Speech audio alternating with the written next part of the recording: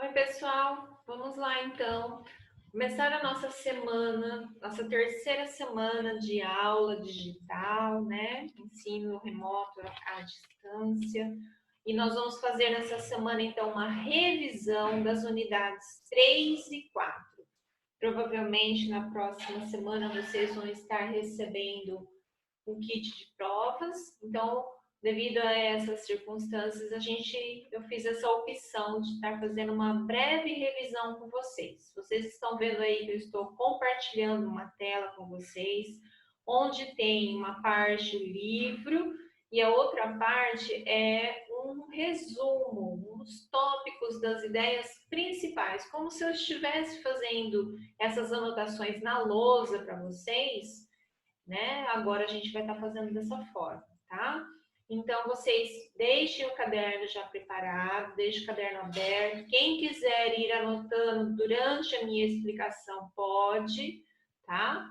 Para ir adiantando, ou depois, durante a apresentação aqui, eu deixo um tempinho bem pequeno para vocês fazerem e depois fica disponível, né, essa videoaula para que vocês possam rever e poder fazer as anotações com mais calma, tá? Mas é importante a gente selecionar aqui as ideias principais dessas unidades, para que vocês possam, então, fazer na prova na próxima semana, nas próximas semanas. Então, falando unidade 3, sobre o uso sustentável dos recursos, nós temos aí na abertura da unidade, onde a gente vê o processo de irrigação, uma plantação, né? Vimos então sobre recursos naturais. Quando a gente fala de recurso natural, a gente vai falar que é tudo aquilo que pode ser encontrado na natureza e é utilizado pelo ser humano para satisfazer as suas necessidades. Eles são classificados em renováveis e não renováveis. Depende de como eles estão disponíveis na natureza, ok? Vamos ver então alguns exemplos de recursos renováveis, como eles são utilizados nas atividades humanas. Nós temos aí o vento, que é utilizado para a produção de energia elétrica através das usinas eólicas.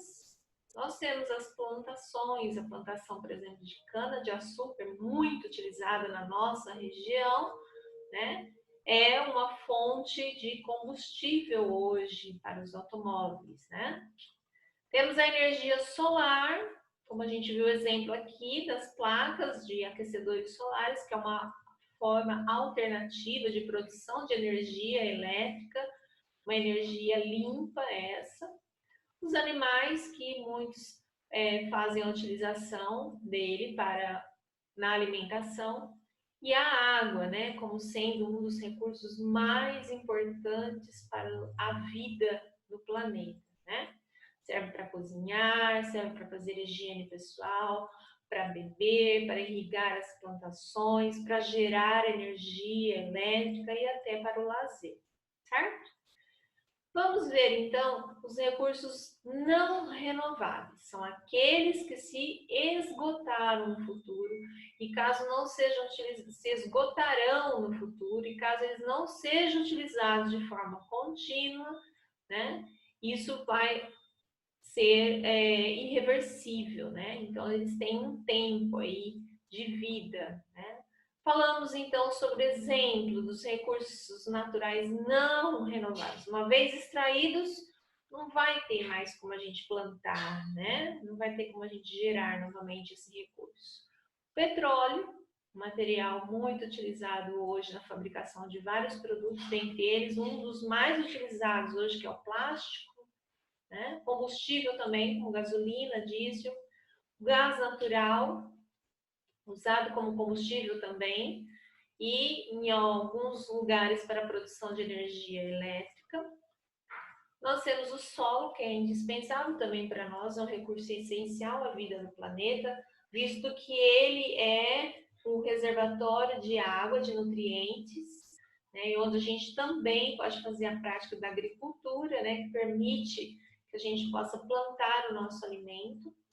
O carvão mineral, que é um minério, né, extraído também do solo e falando sobre os outros minérios, né? Como a gente já deu exemplo em sala de aula, falando sobre a questão da mineração, que traz hoje vários impactos à natureza, né? Então, esses impactos são eles, né? A poluição da água é um desses fatores, né? Muito importante a gente estar aqui dizendo que a questão dos esgotos das casas, que hoje pode estar sendo um dos fatores que contamina, né? Como diz aqui mesmo, né? No nosso livro, algo que está sendo lançado diretamente nos rios, nos oceanos, sem nenhum tratamento. E isso polui a água, polui o solo, colocando a saúde das pessoas em risco, né? A mineração, que é uma atividade que pode contaminar demais a água, né? Ela utiliza produtos tóxicos para a exploração. Isso quando não ocorre, né, a questão de ter um rompimento de alguma barragem de resíduos, né, que a gente teve, infelizmente, já duas situações, né, de rompimento de barragem de rejeitos, trazendo vários prejuízos ao meio ambiente e a vidas humanas, né, como a gente tem aí representado no livro, quando houve o rompimento da barragem de Brumadinho em Minas Gerais, olha o estado que ficou o rio, né? E, por fim, a poluição do ar, né? Que essa é aquela atividade onde a gente vê a liberação de gás carbônico, gás metano, provocado principalmente pelos veículos, né? E queimadas, decomposição de resíduos em aterros não controlados. Enfim, esse é o assunto que vem falando da nossa unidade. Falamos também sobre essa questão do aquecimento global, né? Que isso é como a gente já viu, a queima dos combustíveis fósseis, as queimadas da vegetação aumentam essa quantidade de gás carbônico, de gás metano na atmosfera. O desmatamento torna essa situação ainda mais grave, pois as plantas absorvem parte do gás carbônico do ar quando realizam a fotossíntese. Assim, então, com a destruição das florestas, o gás carbônico se acumula mais rapidamente na atmosfera. E o aumento desses gases, então, eleva a temperatura do planeta, causando o que a gente conhece de aquecimento global. Já vem ocorrendo há anos, isso já está acontecendo, infelizmente, mas a cada ano isso vem se agravando muito e muito mais, certo? Então, esse foi o assunto abordado na questão do uso sustentável dos recursos da natureza, ok? Lá no finalzinho, então, da unidade, vem falando sobre a questão do tratamento, da estação de tratamento de água, né?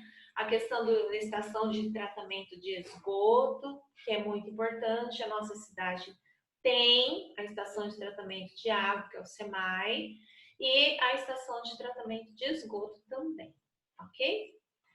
Fizeram, então, as atividades que já foi disponibilizado para vocês o gabarito, né? Espero que todos estejam com o livro em ordem, tá?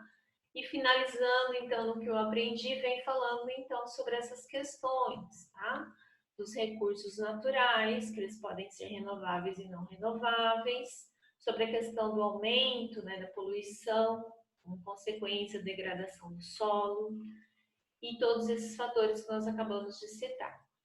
Deixo para vocês agora, para que vocês possam acompanhar no caderno, façam um registro, coloquem a data de hoje, com o cabeçalho conforme já foi orientado para vocês em sala de aula, com o título Revisão da Unidade 3, Uso Sustentável dos Recursos, e aí façam essas anotações. Vou dar um tempinho, mas isso não significa que eu não estou aqui, eu estou aqui. Já já a gente volta.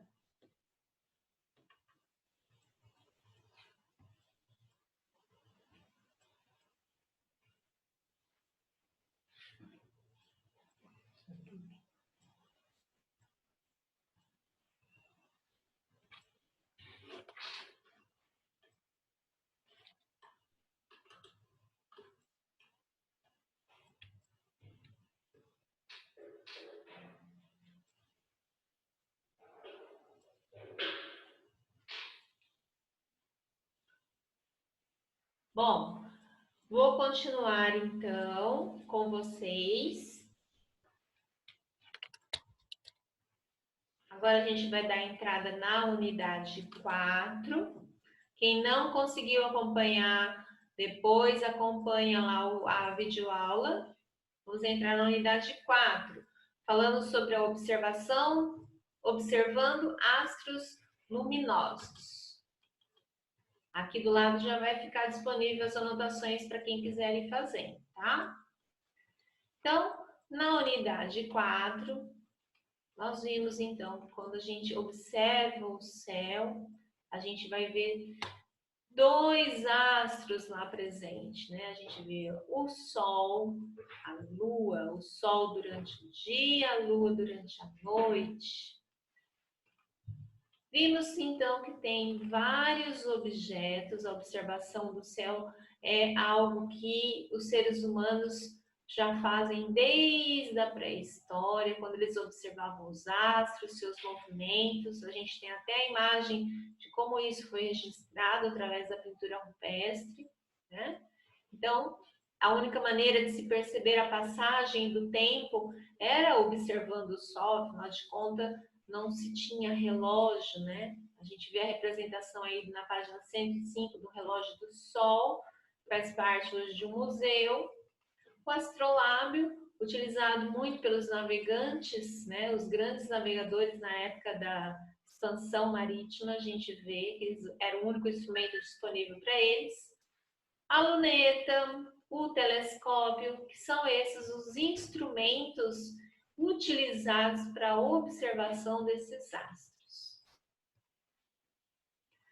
Falando então sobre as estrelas, nós vivemos em uma galáxia chamada Via Láctea e ela recebe esse nome porque pode ser vista da Terra no céu como um rastro esbranquiçado, que lembrava aos povos antigos o aspecto de leite.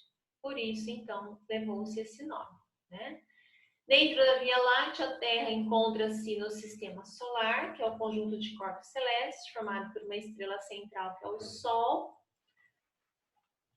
O Sol, então, ele é chamado, ele é o que forma, né? Ele tem luz própria, por isso ele é chamado de astro luminoso. Vimos a representação dele perante as outras estrelas, né? O formato dele. Aqui na página 112 vem mostrando então uma imagem da representação das posições aparentes do Sol ao longo de um dia. Quando a gente estiver presente em algum lugar, a gente pode ter como referência algo que demonstre a variação da sombra, né? Depende, aqui no livro está mostrando a variação da sombra de uma árvore. E também a questão da mudança da variação das estações do ano, né? Como ela é vista de acordo com a posição do Sol. Vimos sobre a questão das constelações, que é um assunto bem amplo, onde as pessoas que observavam o céu antigamente imaginavam figuras de seres mitológicos, deuses, animais, né? Objetos que eram formados pelas estrelas. Então, a gente tem aí exemplos de várias constelações citadas para vocês. Então, esse é o assunto da unidade 4, tá? Que é interessante, muito amplo, que traz para a gente várias curiosidades. E aí as atividades, que eu espero que vocês já tenham feito, corrigido, está tudo em ordem no livro, né? Fizemos juntos já essa atividade, da página 126. E aí, então, para vocês anotarem no caderno, fica essas informações para que vocês possam registrar no caderno de vocês, ok?